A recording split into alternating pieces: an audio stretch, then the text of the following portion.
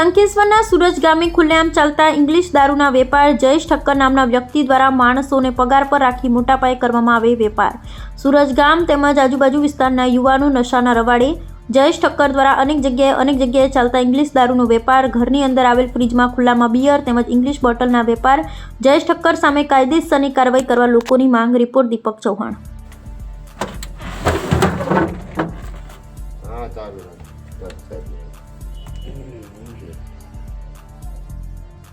તમે તો મારું બંધ થઈ ગયું છે, મેં તો હોટલ ચાલુ કરી છે. હા જયેશભાઈ, બોલો બોલો બોલો જયેશભાઈ. એટલે અમને અવાજ નહીં આવતો એવું લાગે. હા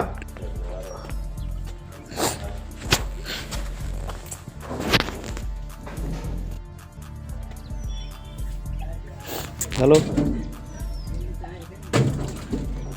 સારું હેડો કરો ફોન.